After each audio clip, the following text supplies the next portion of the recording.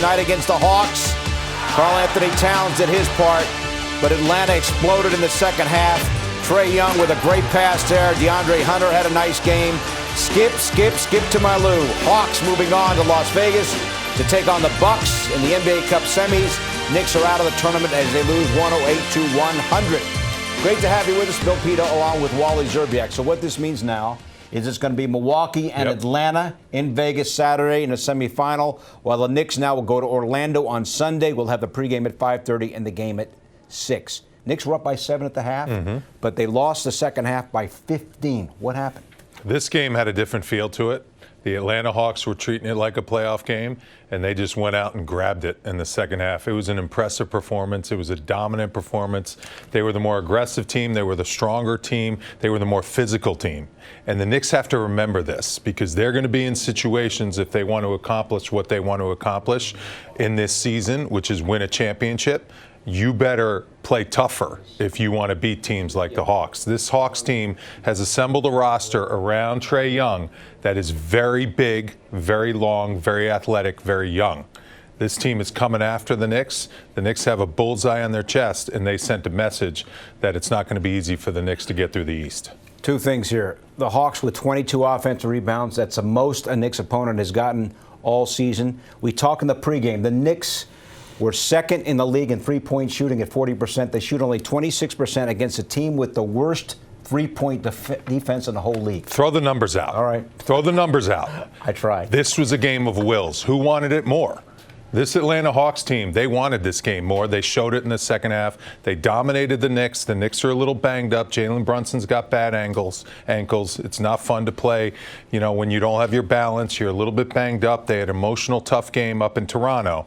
But this was an impressive performance by the Hawks. They've assembled a roster that's going to be one to contend with in the East with how young and how good they play. Knicks in the third quarter, it was a third quarter of doom, outscored 34-18, and Trae Young 12 points in that third quarter, 12 of his 22. He was really good, and Trae Young doesn't want to be a villain, but he's going to stomp on the Knicks logo at half court or whatever he was doing at the end of the game.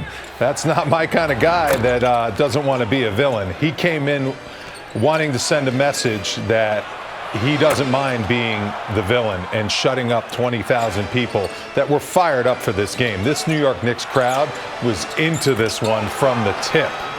DeAndre Hunter coming back off injury. He's been plagued with injuries throughout the course of his career, but boy, can he play when healthy. Bogdanović, he was big contention for Team USA in the Olympics. This guy plays in big games. He knows how to win big games.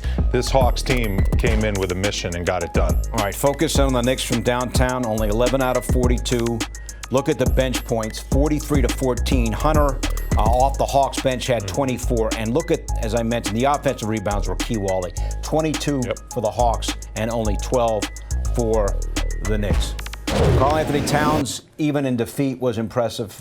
19 points, tied his Knicks high with 19 rebounds, and he filled up the box score. He had all of these 3 blocks. He had 3 steals. He also had 5 assists. Arguably his most complete game statistically of the entire season. He was outstanding, but he's not going to be happy because they lost. And we've heard Karl Anthony Towns talk about, I got a chance to play in big games in Minnesota last year. I'm playing in big games here in New York. It's all about winning. He poured his heart out there on that basketball floor. He was dominant in the first half. His rebounding numbers were outstanding. This team has to learn from this game, and they have to understand that if they want to accomplish their goals and be NBA champions, that they need to get better in a lot of areas. And Karl Anthony Towns, he knows that. I think this team has got to learn from that. But it was electric. That dunk in the second half, a lot of guys were trying to get the crowd started. Josh Hart made a couple big threes that really ignited the crowd. Campaign, when he hit that 3 in the second half, crowd exploded. The crowd was ready. The crowd wanted this game big time. The Knicks just unfortunately couldn't get it done because they ran into a really good basketball team in the Hawks tonight. We talked about Brunson, 14 points, his second lowest total in a game all season, and the Knicks 100 points, their third lowest total in a game all season. Surprised by that? We didn't anticipate Atlanta playing such good defense before the game, did we? Atlanta's long at every position. Dyson Daniels caused a lot of problems for Jalen Brunson, and Jalen Brunson set up his teammates very well. That first half, he orchestrated the offense, he ran the offense, he was moving the ball, getting a lot of guys involved. But when that game got tight in the third quarter, the Knicks didn't know where to go to get a basket.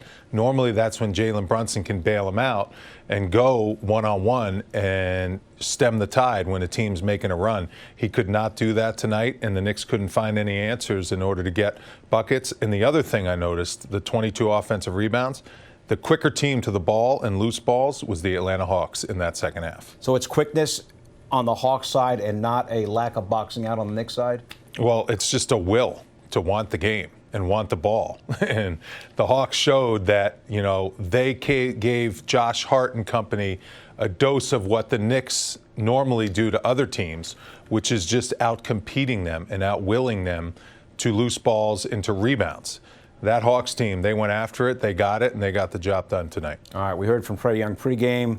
Doesn't like to be known as a villain here at MSG, but then he comes in here and makes all these plays, and he's skipping around and doing his thing. 22 points for him, and as we talked about, 12 in that decisive third quarter. Yeah, he's so skilled. He's so talented. The game comes really easy to him. The high pick and roll has been a real problem for the Knicks all year long, and Trae Young is one of the best in the league at executing the high pick and roll. He's very quick with the ball. I think he gets away with a palm or two at least every single game. At some point, you got to keep him honest with the way he dribbles all over the place and keeps the defense off balance with the way he palms the ball. But he knocked down those two big threes. He was celebrating. And then when he continues to run that pick and roll and break down the defense, Knicks had no answer for it. He was finding his big guys flying through the air, getting those alley-oops. That was an impressive performance. This team has always been known as a great offensive team with Trae Young. Now they have assembled great defenders around Trae Young to also be a good, just viable defensive team. And we're seeing this team. They've won 7 out of 8. They're really playing good basketball, and they came in here wanting to show the Knicks that it's not just going to be a cakewalk in the East. All right, Wally, let us now bring in Monica McNutt. She helped call the game on the radio, ESPN New York. Monica, what's your take after watching the Knicks lose by 8 tonight? I think of the teams this team has competed against this season, I think the Hawks probably have the most unique combination of athletes and depth. I think you could look at other teams and say, oh, that team was athletic or this team was deep. But I think for the Hawks, that combination, and then to Wally's point, you sprinkle around Trae Young having a career year in terms of 12 assists. They've got a really formidable roster. I mean, you look at it now, the 7 out of 8, that includes wins over the Knicks twice, over the Cavs twice, and over the Boston Celtics. So I think tonight, for me, it's a little bit more of a tip of the cap to the Hawks, if I'm honest, as opposed to a Knicks performance where we've seen some of the areas in which they were struggled with other teams and that Hawks were able to capitalize tonight.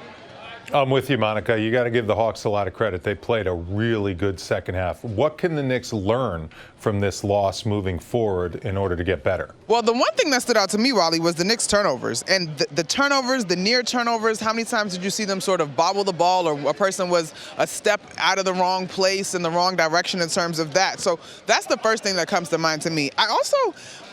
Tonight, I thought that the first quarter had a good snap, crackle, and pop in terms of ball movement. But I thought beyond that, we saw a couple of plays that were called for McBride and Bridges, and late in the fourth quarter where there was more movement in the offense, that they were able to find some holes against this Hawks defense.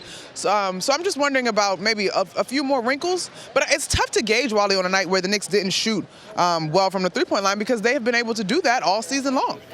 Knicks, as we talked about, Monica, only 11 out of 42, 26%. They average about 40%, second highest total in the league from three. Didn't have it tonight. And in particular, Jalen Brunson. We framed this pregame. You got Dyson Daniels at 6'8". You got the height advantage over Brunson, and Jalen only 5 of 15 from the floor. Was that a function of Daniels' defense, you think? I think you got to give him credit, but I think as this team will play again when we see them again in February, right, Jalen Brunson is a student of the game. He's going to keep studying and figuring it out, as is the rest of this roster and head coach Tom Thibodeau. But I do think that if we compare what we saw in November when the Knicks it was like a 6-point game with 3 minutes to go or something like that, that team, the Hawks that came in tonight, was a different unit. They were healthier. Their defense is much improved. And the Knicks, while they were healthier, I think offensively, when they didn't have their best weapon being the sharpest in terms of the three-point shooting, and then Jalen Brunson obviously having a difficult night. It's just a tough night at the office. All right, Monica, we are all going to Orlando. Where are you going to be? I'm actually not going to Orlando. Don't be in my business, Peter. I had this on the calendar for 2 years. I'll see y'all when I get back. That's not right. I'm sorry. That is not right. Well, he's going to be there. Stitches get stitches, Monica. I'll take care of him. It's Don't fine. worry. I got a family wedding. It's been on the calendar for a while. I will not be there. I'm going to take a Pilates class for you, okay? How's that? Sounds good. I'll take care of Pito down in Orlando. All right, Don't Monica, worry. we'll see you next week, okay? All right, sounds good. All right, we're all going to Orlando. Going to have the pregame on location. Alan's going to be there. Waller's going to be there. And while the Knicks lost tonight, we'll be in Orlando on Sunday. Pregame at 5:30 and the game at 6. Tom Thibodeau's Knicks not going to Las Vegas as they lose tonight to the Hawks by 8.